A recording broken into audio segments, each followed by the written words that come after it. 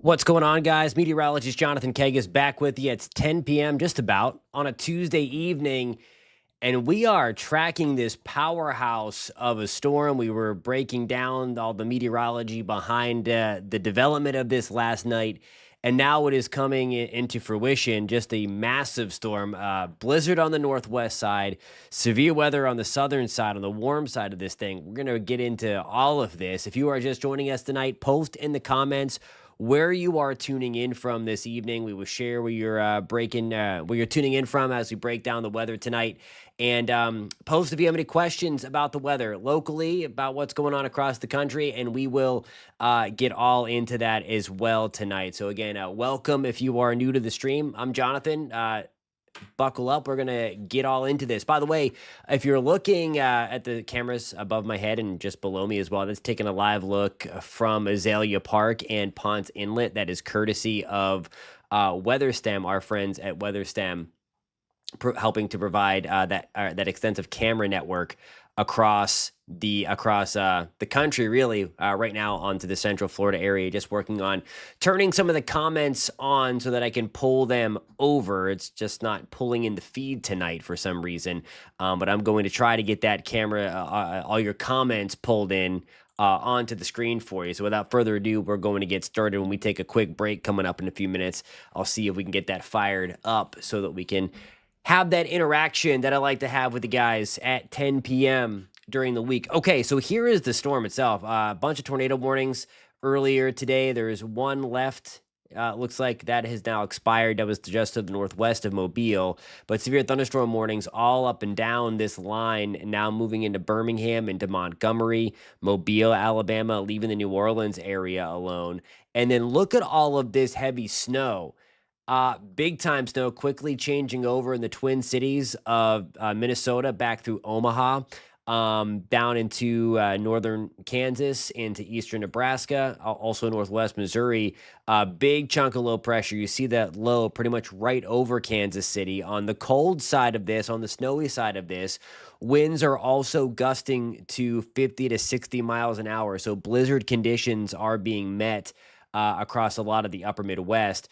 Really pretty on the water vapor imagery tonight. I mean, this is your textbook big mid-latitude cyclone just swirling through the country. The green represents the moisture. That's the thunderstorms, and then the moisture coming back over we call it the warm conveyor belt, and then going to the cold side of that storm.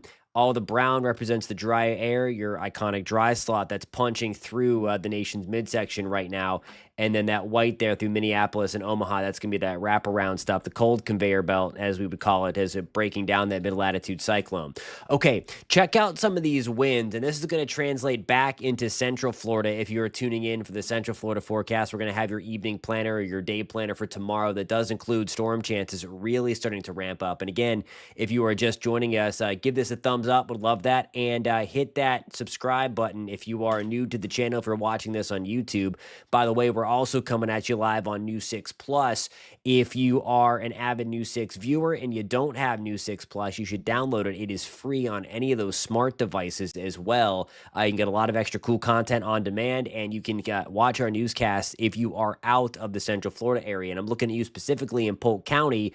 I know a lot of times Tampa really doesn't cover you guys. You're specifically in their television market. You get their signal, but we extensively cover Polk County. So if you are living in Polk and want to get the news covered a little bit better for Polk County, download News 6 Plus. Okay, so look at these winds. Let me turn the dabber on. These are observed winds now. 64 mile per hour wind gust being reported around Omaha, and it is snowing heavily. 62 mile per hour gust to the west, 53 mile per hour gust. You get the drift.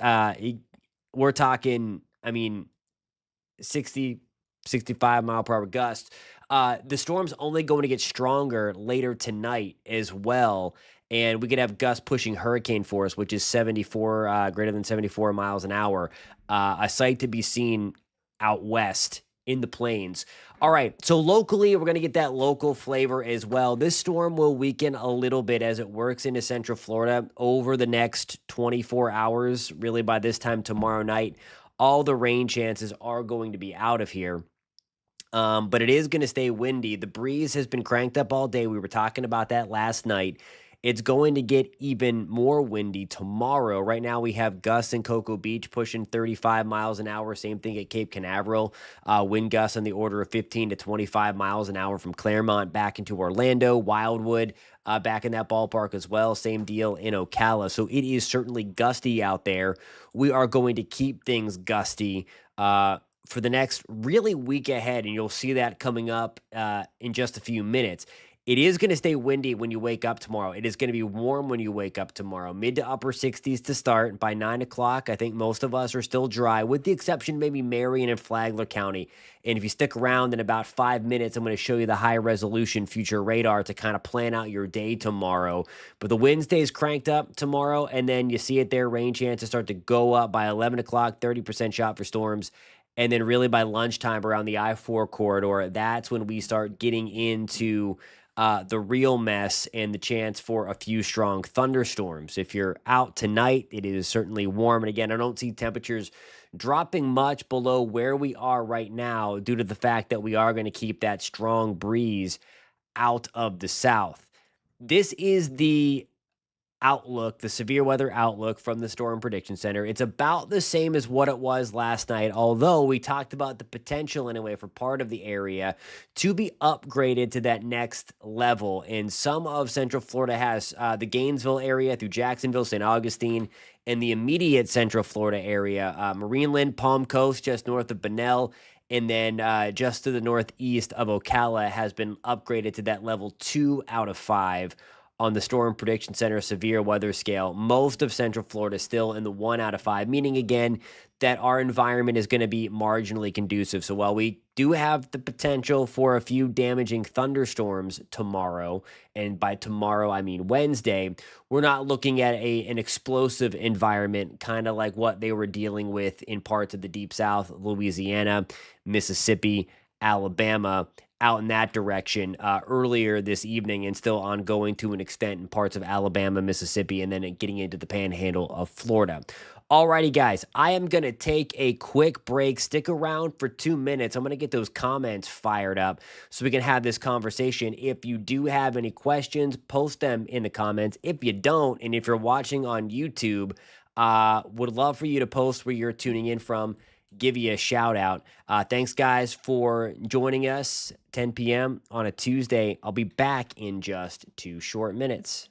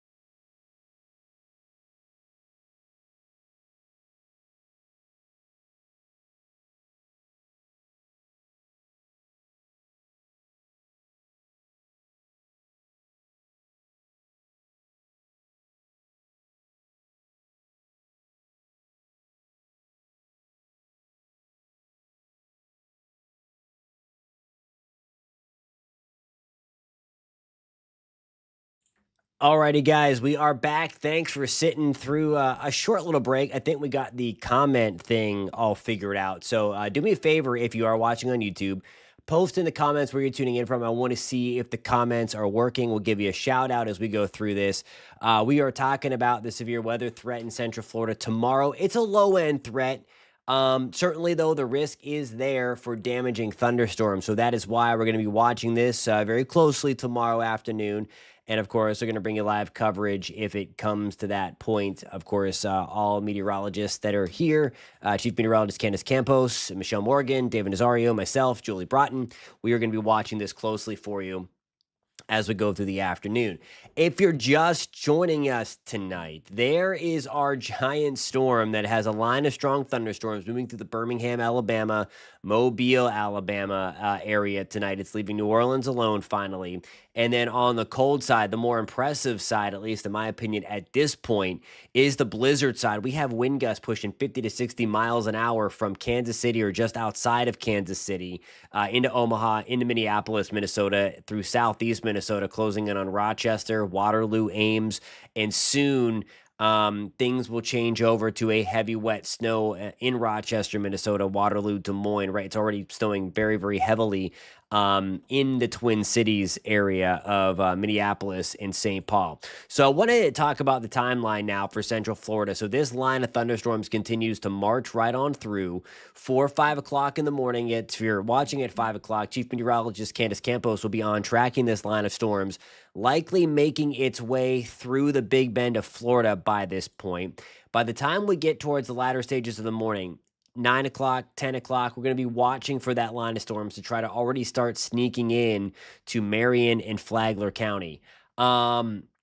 Once we get towards lunchtime, this very thin line of thunderstorms is going to be pushing towards the I-4 corridor. Now, if you look at the different colors on your screen here, the darker the red, the darker the colors,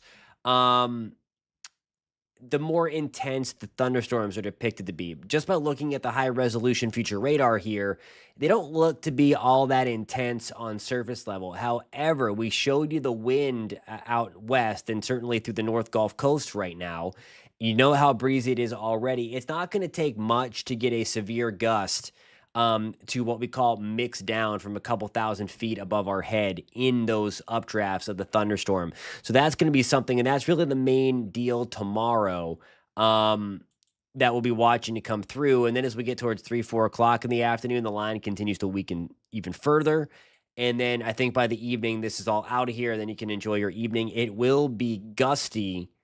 And we'll take a look at the winds for tomorrow coming up in just 1 second. There again is the risk of severe weather. Again, 1 out of 5 for most of Central Florida, slightly higher in parts of Marion and Flagler County. Still, though, it's not overly saucy.